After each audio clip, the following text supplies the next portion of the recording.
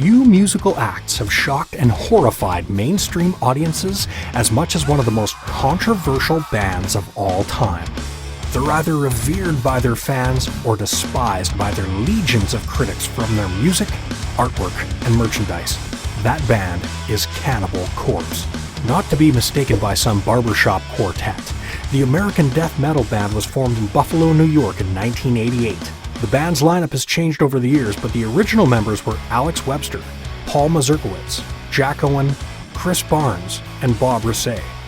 Years later, when the band fired Rusay, they were legitimately concerned for their own safety, as they feel Rusay was something of an unhinged lunatic. Alex Webster came up with the name of the band, and he and Paul Mazurkiewicz are the only two original members remaining. The current lineup includes them, as well as Rob Barrett, Eric Rattan, and George Corpse Grinder.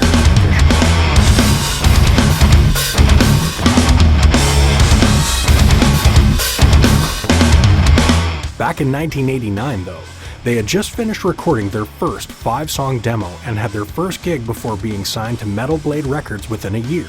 Their first album, Eaten Back to Life, was released in August of 1990. Obviously, a band named Cannibal Corpse have album covers and lyrics which contain images of violence and gore, including butchery, demons using power tools on their victims, and the dead devouring the flesh of rotten corpses. The band draws heavily from horror movies for inspiration, and some of their song titles include Force-Fed Broken Glass, Stripped, Raped, and Strangled, and Mummified in Barbed Wire. This kind of controversy will always have censorship follow, and in 1995, former presidential candidate and Senator Bob Dole led a campaign by a group of conservatives to get Cannibal Corpse, along with 20 other musical acts like rappers Two Live Crew, thrown off of their major labels for being too offensive. It didn't work.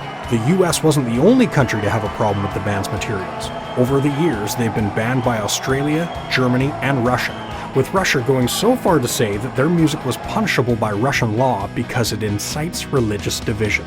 The band themselves have always stood behind their using violence and gore because, they say, it's so clearly fictional in its appearance. George Corpse Grinder Fisher has argued in an amazing documentary called Metal, A Headbanger's Journey, that the paintings hanging in the Vatican could be considered more violent and gruesome because they depict actual events as described in the Bible. If you want to see a quick sample of their work, the band made a cameo in the Jim Carrey movie Ace Ventura: Pet Detective and performed their track, Hammer Smashed Face. Whatever Cannibal Corpse is doing, it's working. They've made 14 studio albums, and even though they've never had real mainstream radio play or exposure, they've sold 2 million albums worldwide and are currently the top-selling death metal band of all time.